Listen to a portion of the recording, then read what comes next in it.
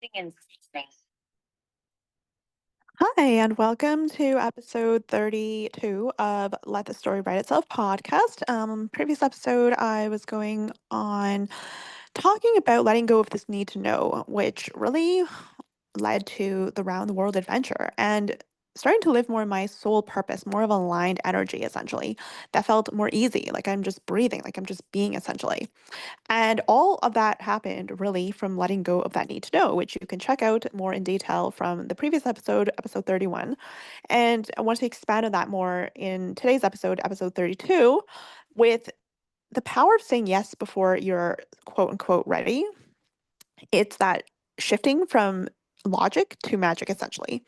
Because what transpired when I allowed myself to move into that space of the unknown, of like, okay, this doesn't really have any particular reason or bearing or like doesn't make sense per se in my mind. I don't have any logical reason to do these things, but something about it feels natural. It feels easy. It feels right. It feels like joy. It feels intrinsically on point in purpose, right? So moving from that logic to that magic is really why that trip felt so special to me.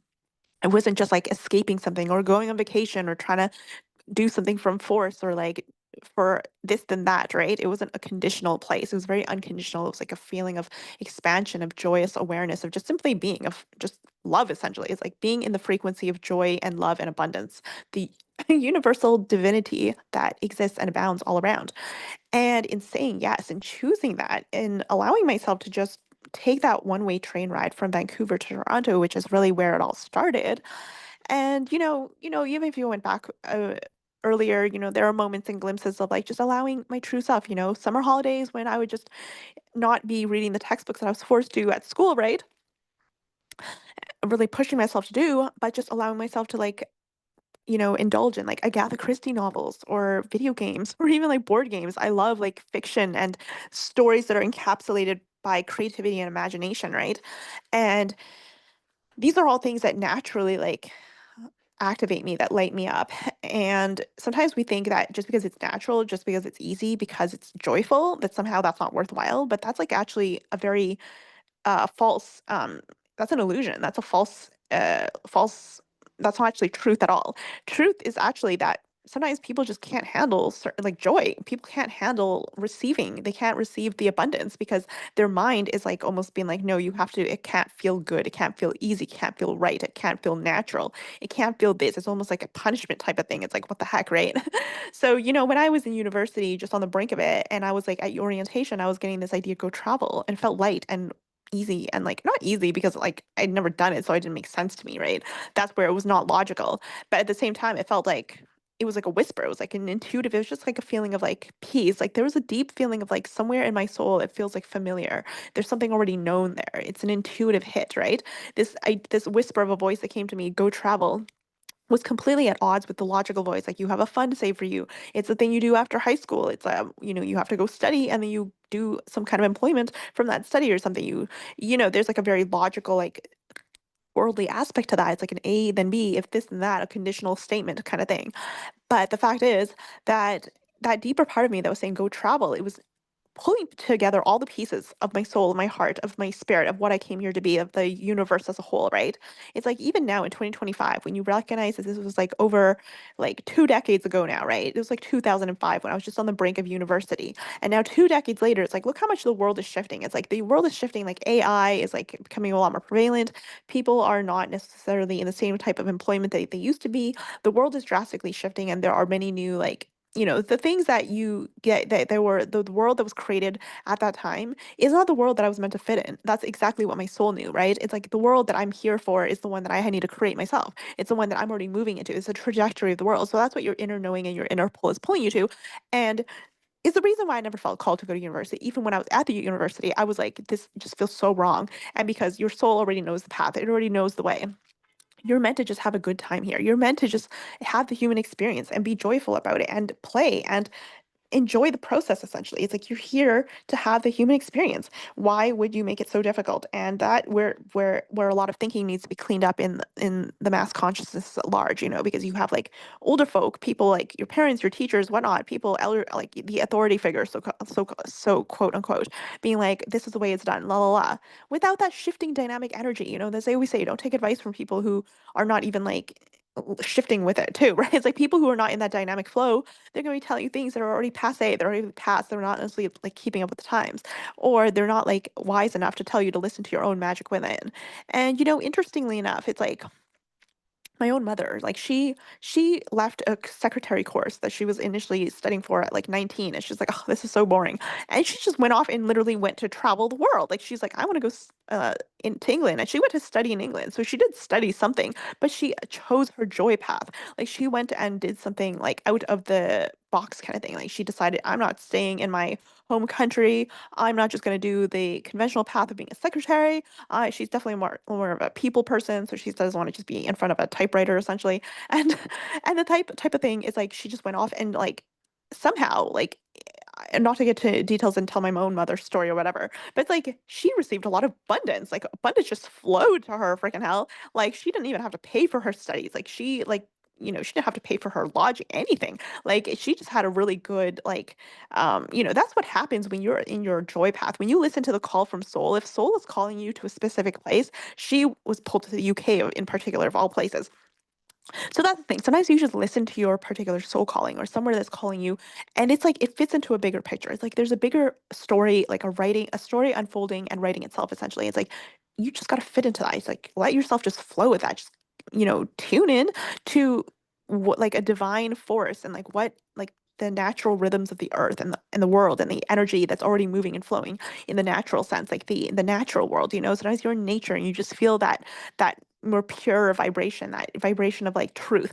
And sometimes if you can like acclimate to it, like acclimatize to it, like what's that word called? Calibrate to it in a sense, like tune into that frequency, you start to just almost become more of your pure self, your soul self, your true self at core underneath it all, right?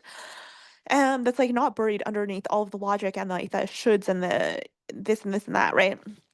So this is the power of saying yes before you're ready, because it means that you're not asking your mind to take the lead. Because you cannot let your mind take the lead when it's your soul that's actually the one that has access to the bigger picture. It has access to the fuller picture. So of course you would be allowing your intuition and your inner being to be the one that gives you the guidance. So if you get an intuitive hit, you get a whisper, a calling, a nudge, a prompt, just this feeling, like a feeling. You got to trust your feelings more. You got to have that self-trust. You got to be more in that intuitive flow where it's not just all like dictated by the outside world, by what other people are saying, by what other people have done, what a book is telling you, what a this and this is telling you. You got to listen to that feeling inside, because that's where the intangible aspect comes in, that sometimes people don't believe what is hidden, what is unseen. They need something more concrete, they need something more like certain. And it's like this need for certainty that can be a real block for people. It's that idea that it's like this illusion that like, okay, well, you need to guarantee this, you need to tell me this is like, you need to guarantee have an outcome, you need to I need to know that if I do this, then this is gonna happen. It's like there are no guarantees in life. There's no like, you gotta have that certain self-trust that there's something beyond these like almost like smaller thinking like models, right? It's like this idea that you you kind of almost have to fit yourself into this constrictive like, it's like this idea of like the man-made world, this world that's so arbitrary in a way. But like, yes, people create laws, they create rules, they create these systems and institutions and organizations. But where did it all come from? It came from people's thoughts. And in some way, when you're saying like, you need to guarantee this for me, you need to have this certain for you need to have a path for me, you need to give me a syllabus, you need to give me a course outline, I need to have something to follow. You're essentially that person who's going to like a university program, and you're just like taking the safe route, right? You're taking like this program. Okay, I know at the end 4 years, I graduate with a degree. I can do this. I have this on paper. It's like, hello, isn't that the very thing that people recognize? It's like, it doesn't hold any authenticity. It doesn't hold any truth, like in the sense of the word. It's like, yes, there's very good things that you can do by learning, by having the skills to do certain things. And like, if you have that real calling, if that's like your gift in some way, that's like what you're meant to do. That's like who you are. That's like where you're empowered, where you're actually living your purpose. But if you're just kind of doing something and you're lost and you're willy-nilly and you're maybe looking to other people to guide you or tell you what to do, or somehow you're not necessarily being who you really are, that is where the disconnect comes in. And that's where you start to like, you don't even know who you are at that point because you're looking for other people to tell you. And not only are you looking for other people to tell you, you want a freaking contract essentially. You want a contract that will tell you, you know what, this is what, and that's where like you hire a lawyer because suddenly it's like if someone doesn't do what they told you they're going to do, suddenly it's like you don't have that self responsibility, the self accountability, that self leadership to be like, your soul is the guide. Your soul decides for you. You are the one creating with your own energy and your frequency and your thoughts. It's not about, taking from other people or feeling like people owe you something or that the world owes you something or like if this and that, a very conditional, that's the limited thinking essentially, that's the scarcity mindset that sometimes people don't necessarily equate, they don't necessarily like put the puzzle pieces together with like, okay, well, a lot of times people are just doing things, they're thinking certain ways, but it's like they're not realizing that these are the very things that they don't, if they really were outside of that matrix, they would recognize like, oh my goodness, like what the heck? I'm in the matrix. It's like you need to like get out of the matrix so you're not just kind of thinking about the things that are limiting you in the first place and not allowing you to exist outside of the box and into a more fuller, abundant lifestyle and existence essentially. The power of saying yes before you're ready essentially, because when I had that calling in when I was 17 just on the brink of university at orientation, go travel. Why would I got no reason to like I wanted to say like there was a longing. I was like, oh yes, because I hated orientation. I hated university.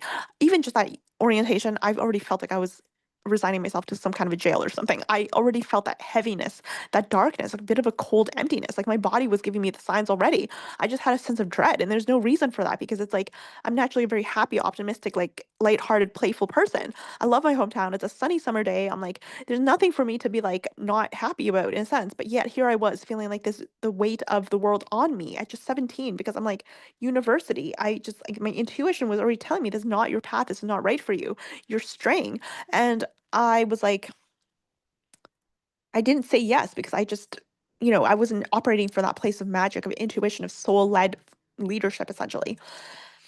So fast forward, at some point in between, I'm like, after university, but before I go my round the world travels, I say yes to Vipassana. It was like this soul calling. I allowed my soul to almost draw this picture for me where I was just like imagining myself like, what is my soul calling me to? What do I truly feel in the depths of me? I'm like, I want something like to access the silence within. It's like I need to quiet my mind. I need to access that place where it's beyond just thinking all the time and analyzing and go beyond into like a more visceral aspect. And I wanted a bit more like structure that was outside of like what I felt was more empty and meaningless of just like day to day, like going to this job I was doing, right? That just felt like so repetitive and so like empty in a way and just unfulfilling on all levels. It felt like my brain was not being activated essentially. I was not activated, I was not lit up, my soul was not alive in that sense. Like I was not at peace. And then so it's like a similar nature to being at university, just like okay, now in employment, but hello, like what, like I also feel like I could have done that without the university in a sense. I was like, this is not really, all of this is just not aligning. It's not cohesive. It's not in tune with who I really am and my soul purpose. So then I get this like feel, I'm just like, you know what? I'm just like almost this sense of surrender. I'm like, you know what? What do I actually want? I ask myself that question.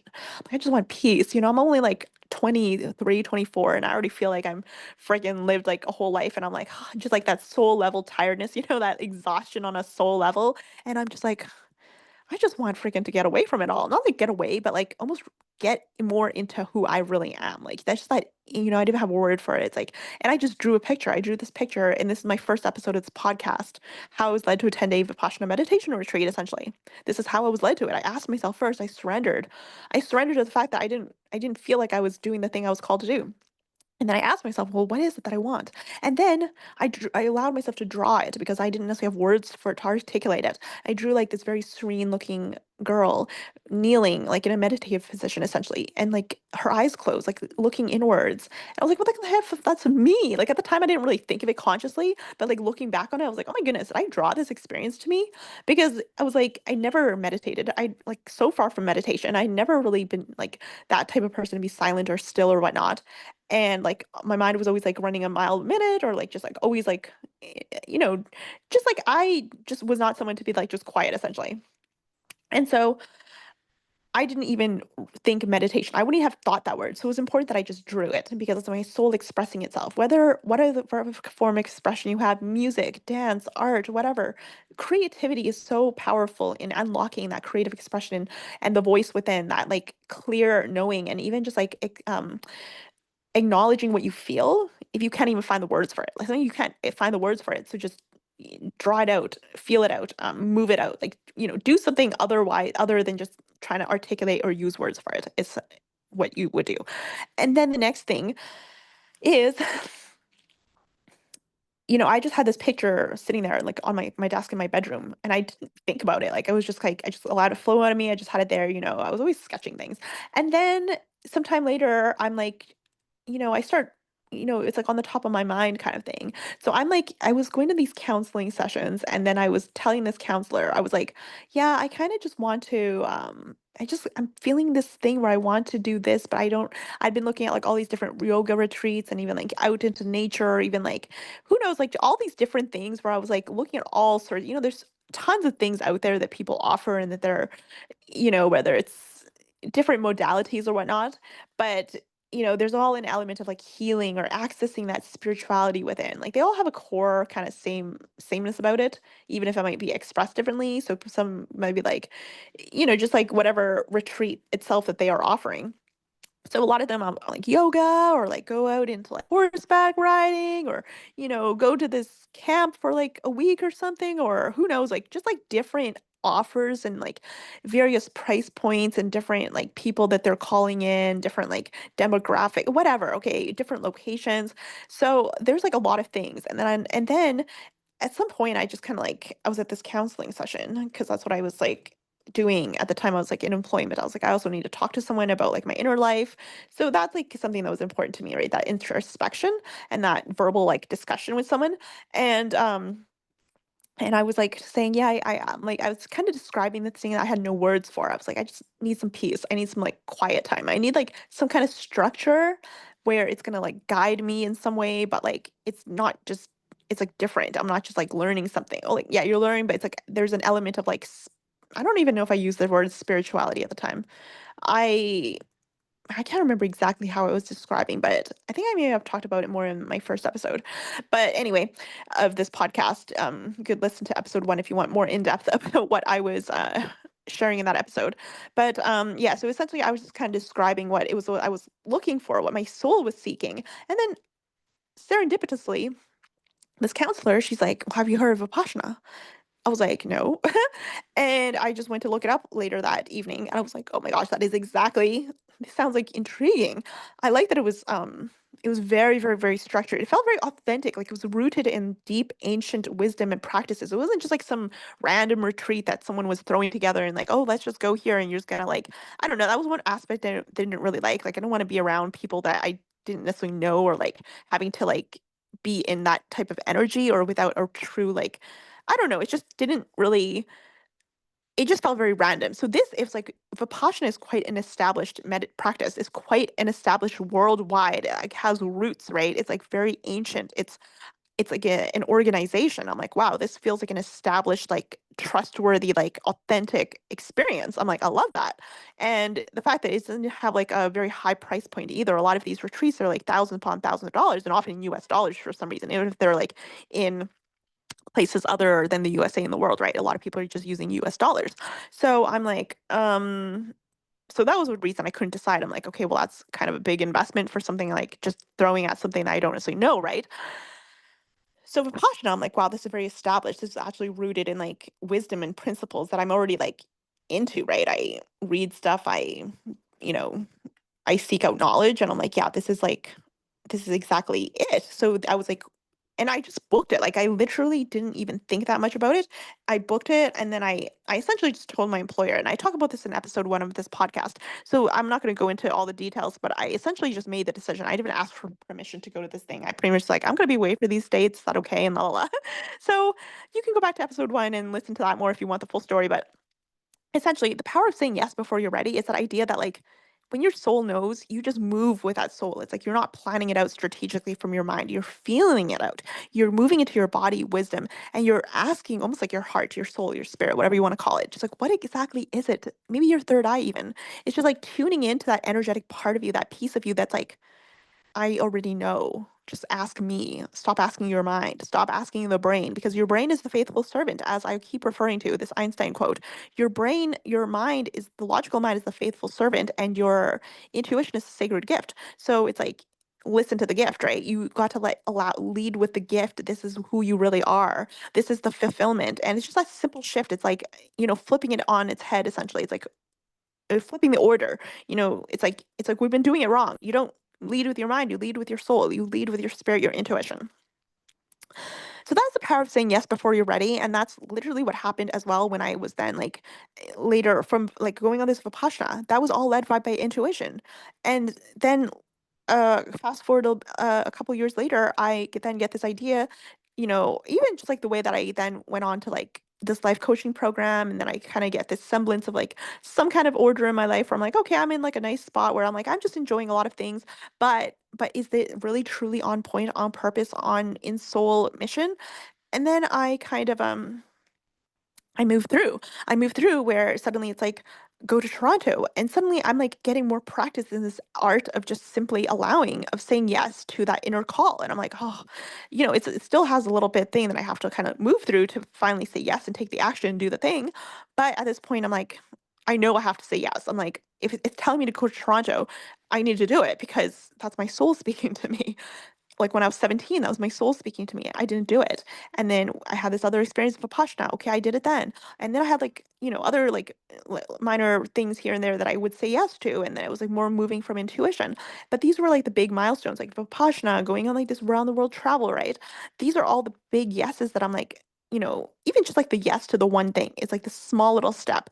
It wasn't even like a big yes per se, but the trip that unfolded, it was like, wow, what a magical experience, right? Something beyond what I would even have imagined for myself.